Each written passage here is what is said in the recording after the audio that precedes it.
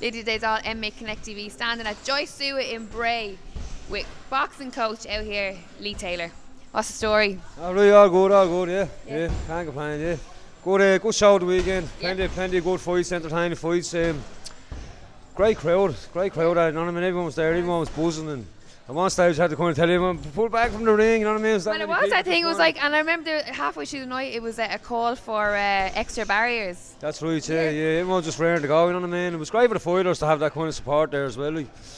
The all-round club doing well, it's probably 50-50, you know what I mean? Yeah. Some decisions this way and that way, but what was your own role? Because I know you were there, you were in the corner all night looking after all the lads. Yeah, well I just do the hands, you know what I mean? So I've been trying the boys for hands for the last couple of years here, and I mean it's only once a week, it's one session a week, so it's not, I mean it's only a small part of the Muay Thai, the hands side, but anyway, but an important part though. You know, just to keep the lookout, that's it, is the important part, like, but just to kind of watch the openings and the gaps and see what they're doing wrong, and just try and just, you know what I mean, pick apart what the other lads doing wrong and try and look at what we can do better ourselves, you know what I mean? So, but the lads were really good now doing with the hands, you know what I mean? Like, there was a few fighters there that went in with the fights, and the lads even said, oh, this lad's good with hands, that lad's good with hands, but I think we beat them all with hands that night, you know what I mean? So it was kind of good on that side of things. Like. As a coach, how do you combat that when you are getting a fighter ready, an amateur fighter at that, right? The kids that are coming up and they're saying, oh, this guy's meant to be good, he's meant to have this. What do you say to them, or how do you instill a kind of quiet confidence in them to kind of say, you've done your work, you have a good coach, now just go in and do the business? Like, well, it's different with the smaller kids because there's no headshots to this, so there's very little you can do with them, you know what I mean? There's body shots now, but because of the lack of headshots with the kids' fights, it's just what you want to clinch on, you know what I mean? The throw their kicks and all that. But with the older lads, a bit different, so you can kind of just kind of have to look. And so if I see the opponent's fight, a couple of fights, I say, well, look, he does this wrong, he does that wrong.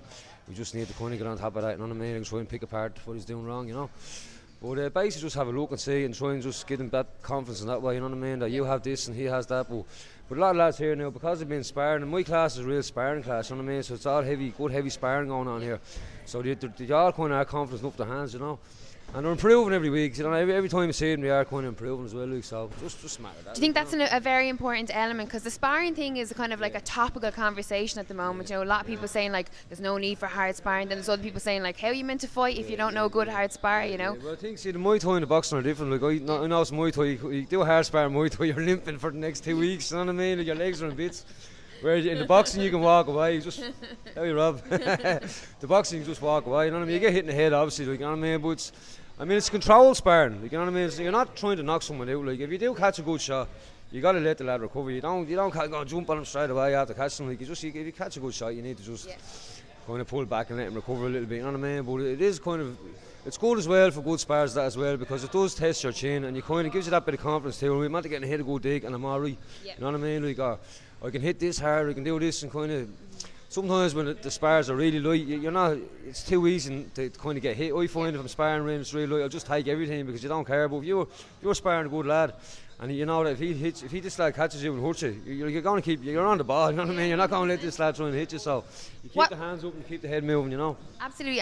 Like, obviously we had Muay 3 at the weekend, and you did have a lot, because obviously it was your own gym, you know, so there was a lot of the kids that were on it. What's the one thing that you look out for in a show like that? Like, what like in terms of, what do you walk away from as a coach and go, right, they made me proud by doing that? Like, is it that they listen to you in the corner, or? I was surprised, some lads just don't have the knack to listen, like, but every man in there, any time you said something, you know what I mean, keep the hands up or let the right hand go, or, you know what I mean, slip to the body, and every fight was kind of different. Like, we had Mick there, every time Mick threw a jab around, your man's head was all over, so I said to Mick, you have to just feint here, you know what I mean, just feint and then attack, because when you feint you make a move, and then you got to kind of, you know what I mean, kind of find the gap then and the opening then, like, you know.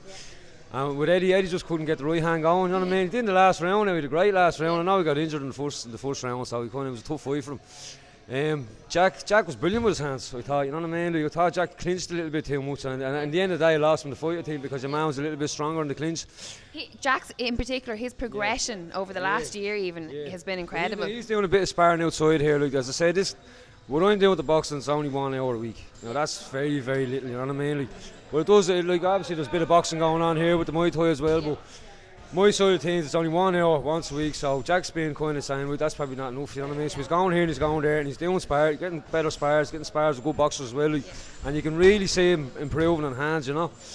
Just letting the combos go, and he's fit as a fiddle jack, you know what I mean? He's young, fit, and he go all day, you know, that lad. He didn't need to clinch on, just keep lashing this lad out with hands, you're killing him, like, you know. And especially with him and Charlie, like the crowd that were there for him, like there was signs and all.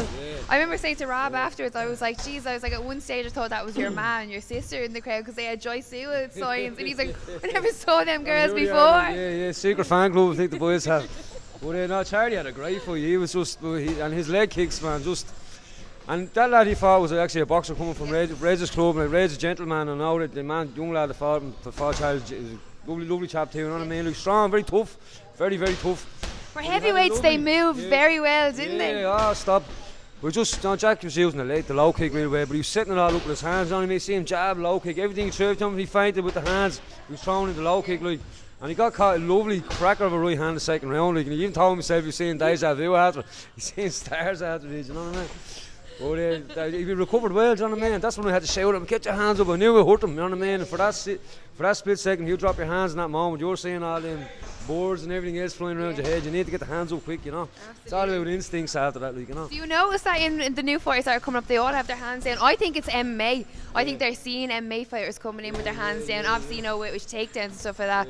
But a lot of them have no guard, you know. You're just like. It's alright when someone like we always say to the lads, like, you need to feint, you know what I mean? You need to feint, because if you just go in attacking, every time you throw your jab, if you throw your jab, the second you see the left hand move, all you got to do is sway back and move to the left, move to the right. But if you feint your jab, his head's going to move, then you can pop him with a few. So I think it was Jack that caught your man a crack, and he just actually Jack came back on the sway, and he came back in instead of a straight right hand, he came back in a right hook, and he caught the man a view in the second or third round. But you kind of need to kind of fake a little bit more, you know what I mean? Like, so the lads coming out with the hands down with that, they're going to be caught, like, you know what I mean?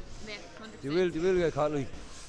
But yeah. It's good hearing you talk about boxing. I can see the passion in your eyes. That's why you're a good coach. You know what I mean? Boxing background, so you know what I mean. So that's where my kind of thing is.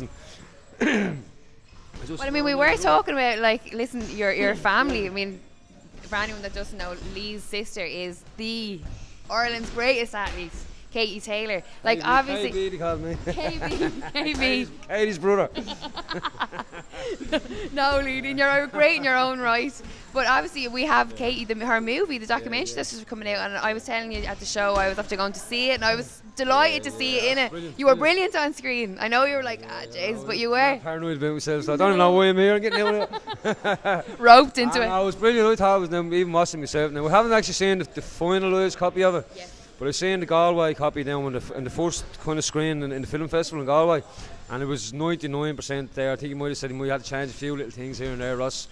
Way to go, but it's just brilliant to see, like, because it kind of shows her from an early age when she was 9, 10, 11, you know what I mean, training in the club with all the lads. There was no such thing as boxing for women back then, you know what I mean. So to get where she has today, where she was back then, like, it's unbelievable, like, you know what I mean. And she's kicked open doors, do you know what I mean? And now there's a whole generation behind her that have her to thank. Yeah, exactly, the whole country, like, and she always says herself, the amount of females in clubs now sparring and fighting and going through all these things, they're going out and winning medals now, you know what I mean, on European level and world level, you know what I mean. It's absolutely amazing. That story of her having to go in as a kid and, like, have the head guard on, pretend she was a boy, like, that's Hollywood movie type shit, you know what I mean? And then she go out and bush a man's nose. If you got bright to show you laughing, you know what I mean? Bush his nose, daddy. But she's deadly. Like, we used to have the right K. We'd live with a K and then a dot and then Taylor. Yeah. So they be saying there's no first name on this, you know what I mean? So just called K Taylor. K, like, and just used to come in with the headgear already on. And I remember some of the Team Ireland guys, you know, the guys that have now turned pro that would have been amateur around the time they would have sparred Katie. I think it was Paddy, what's his name, from up north. Can't think of his surname. It was Paddy Barnes, yeah. And he was saying that he was like, I completely underestimate her. I know guys that don't hit as hard as she did. I've seen the two of them going to war a few times now down the club, like. And I've seen her actually lifting Paddy Barnes up off the ground with body shots. I mean, Paddy would be the same now. He'd be going to get stuck in. Yeah. Because you always said you couldn't, if you laid back on Katie, she'd punish him more because she'd thinking, she'd feel kind of, hold on here, just hit me, like, just because I'm a girl doesn't mean you can't go in on me. So, and then the kind of flip side of that, if you hurt her, she'd want to kill you then. So there's no way around it. So you just had to go in and just do your best with her, like, you know what I mean. But her and Paddy had some great spars, actually. Some wars, you know what I mean. But For anyone who hasn't gone to see the movie yet, go out and see it. If not alone for Lee's debut, cinema debut. But no, it was fantastic. But yeah, so I mean, it was a great night, and obviously a local show for you as well, you know. So it was great.